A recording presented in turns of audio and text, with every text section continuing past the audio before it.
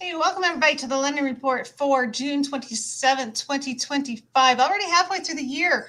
I don't know about you. I have not turned my AC on yet. Have you? I know it's been hot, but I'm not ready to do it. I won't do it until I've got a sustained week of 90-degree plus weather.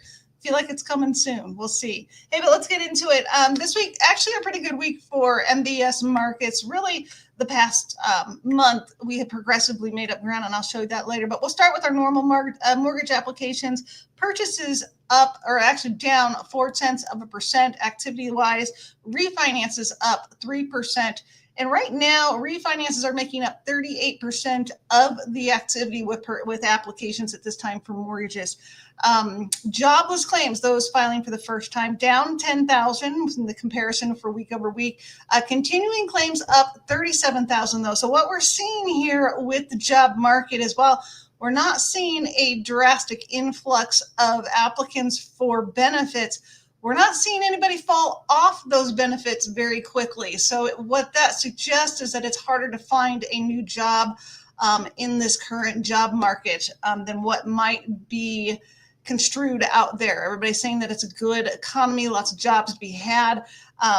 But the indication of continuing claims continuing to be high and increasing over the past month suggests that it's not that easy to find a new job right now.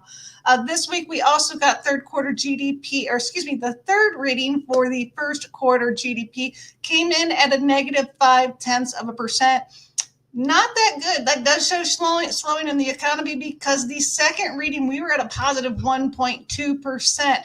So that's a pretty big adjustment between the second and the third reading. I will give you a couple of slides here right now, and I will show you that home sales for the month of May, this did show to be good. Did show that they are up 0.8% month over month, but it did miss the expectations. The expectations were that it was going to be lower by 1%, down 1%. So interesting that we have seen this, that it was up in activity, but what we're also seeing is that there's more inventory out there, and I'll get that to in a minute. But median home price is up 2% month over month. We're at 422,800 nationally. Remember, that does not reflect the Colorado market. The Colorado market is much higher, closer to about 600,000. Inventory showing at 1.5 million units. That is a 4.6 month supply, which is indicative of a normal market. So there's some talk out there that maybe we are in more of a buyer's market right now. I would say that we're pretty much, it's a fair playing level right now between sellers and buyers at this point. Based on the higher interest rates, I'm seeing as much opportunity for sellers to get over list price as there are for buyers to get concessions at this time. Days on market activity gone from 29 days to 27, so moving a little bit faster. Also, within the internals for home sales, we are seeing that those sold over list is about 28% right now. Was at 30% this time last year, so down just a little bit there.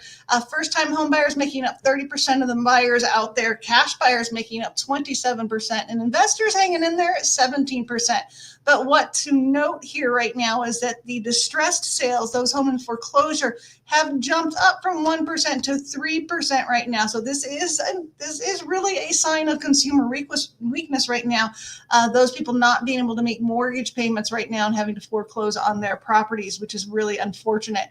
Not a lot of attention paid to that right now, but we've been hanging tight really low for a long time. So unfortunate to see that we've moved up to 3% at this point. Home sales, I wanted you, this should be common sense, but I wanted to show you a couple slides as it relates to appreciation, home sales, interest rates, and inventory. We'll start here with home sales. They do follow mortgage rates, but what I think we're seeing right now is people have finally gotten used to maybe the 6% and a higher interest rate market right now, which might account for those higher home sales that we're seeing.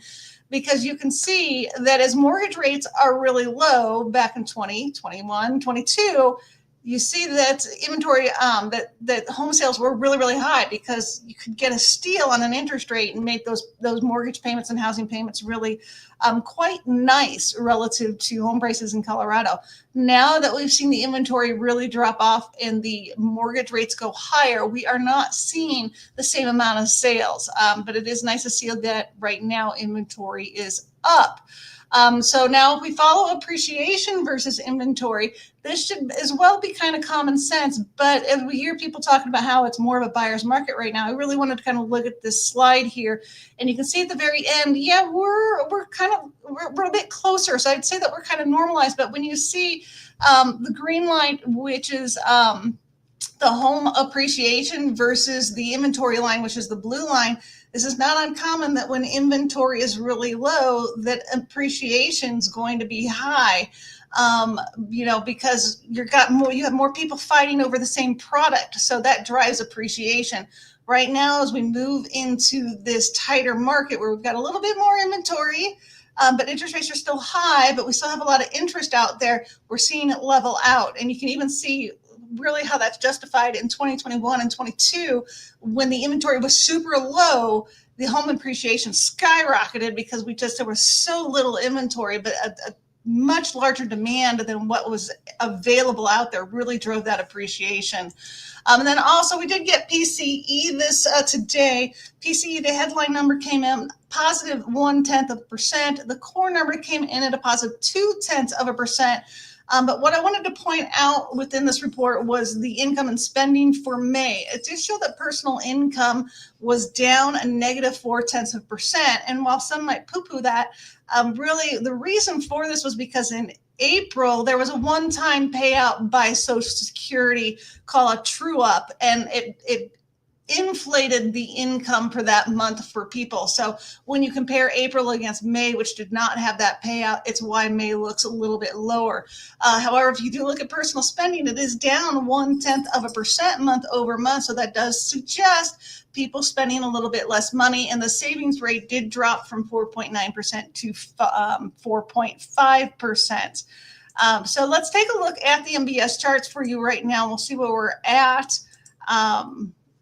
Got to remove that. Here we go. Let's go into the MBS charts. You can see we have been moving up for the past month. It's not been a straight line up. We've seen some bounces. And today we are having a little bit of a setback. But for those of you that are interested in buying or selling, this is good for you. Mortgage rates are coming down. So while it might not be, well, it'll never be 2.5% again or anything like that without you paying points to get there. But nonetheless, we are seeing a little bit of moderation in the rates, which is nice to see, especially for a market like Denver, Colorado, which is pretty expensive. Sorry, my cat Oreo seems to want to join us for today's video.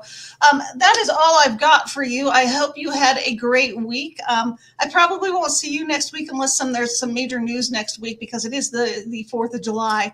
So I hope everybody has an opportunity to celebrate with friends and family, has a good time, keep it safe out there. Otherwise, enjoy the heat, and I will see you in about 2 weeks. Bye-bye.